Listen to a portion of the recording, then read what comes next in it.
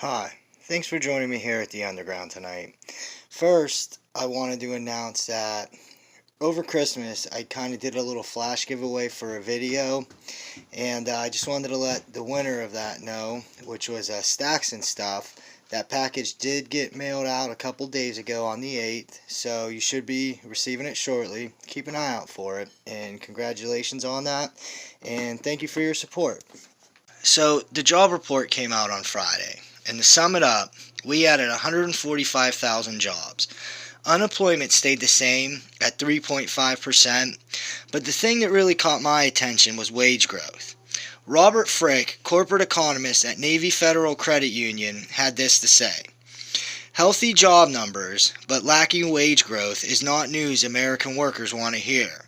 Given the labor market is tightening up, and wages only grew at 2.9% last year, is another argument that something has fundamentally changed in our economy.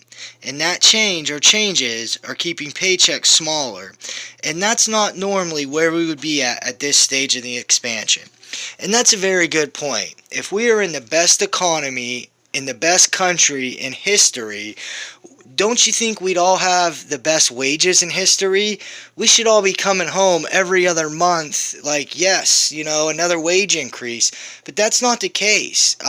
Wages are staying the same or going down. And with the cost of everything increasing, this is really hurting us as consumers. And the only way that they're keeping this afloat is all of our debt, and they're allowing us to accumulate more debt by easing the credit standards. Now, if this is the best economy in American history, why are we taking on so much debt? You could see in 1999, the household debt was $15.3 trillion.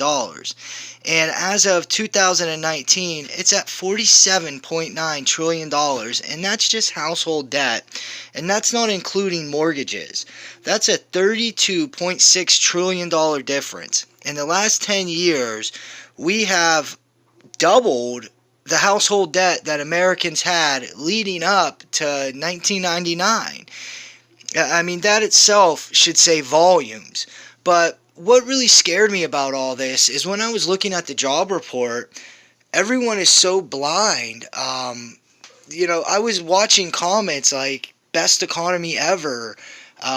Can't wait to see what next year brings. Best economy in history. And I mean, it's really scary how many people are blind and they're not opening their eyes to what's going on.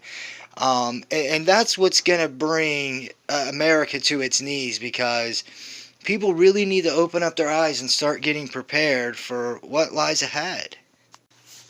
So the PMI decreased by 0.9% from November at 48.1 to 47.2. It is the lowest since June 2009, when it was registered at 46.3. New orders, production, and employment are contracting. Supplier delivery slow to the fastest rate. Backlog is contracting. Raw material inventory is contracting.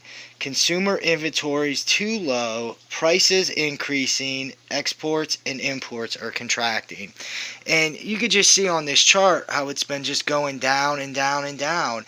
This is the 5th consecutive month that we have been in contraction in our manufacturing industries. So once again, if this was the best economy ever and we had nothing to worry about, everyone would be getting a piece of the pie. Not just the top 10% that are invested in the stock market and own businesses. It would be all of us living great, and our lives would be improving, not getting harder. And it seems to me that the average American is suffering more and more, and it's getting harder to get by. Just look at the earlier videos I did where the average American, like 78% of Americans, didn't even have $500 in savings. So while our wages are staying the same, not growing or getting lower, The top 10% are getting extremely wealthy off the stock market and these manipulations going on in our economy. Why our Federal Reserve injects billions of dollars a night into this economy, it's only helping the top percent. It's not touching us whatsoever. And that right there tells you that something is really, really fundamentally wrong in our economy, and we should be preparing. But unfortunately, the masses don't want to wake up and look at this. They're just sitting by, being lazy, drinking their beer, and not paying attention. So dark days are ahead, that's for sure. And all we can do is keep doing what we're doing, getting prepared, and keeping our eyes and ears open for what's going on in our economy and in our world. And that's without the risk of war or any black swan event. So I'm going to keep stacking silver, keep stacking my preps, keep getting prepared. I'm going to keep doing these videos to try to wake as many people up as I can. And that's all we can really do for now, I guess. I was really hoping as things heated up, it would become obvious to most Americans. But unfortunately, I guess we just got to keep trying. So, silver's going up, gold's going up. So we got to take advantage of the time we have left and continue prepping, continue stacking these precious metals. When they really heat up, I mean, you're going to see gold go up $50, $100 a day. And, silver, who knows, $5, $10, $20. But it's going to get to a point to where it's not going to be so easy to get these items, not only because the price is going to increase, but because they're going to fly off the shelves quicker than anybody could possibly imagine when this economic crisis really becomes obvious to everybody. And that's why we got to take advantage of being smart, having our eyes open, and getting what we can before everyone else really does notice it. And that's the advantage of us being prepared, being awake, and really realizing what's going on in our country today. So once again, I want to thank everyone for listening. Please subscribe if you haven't already.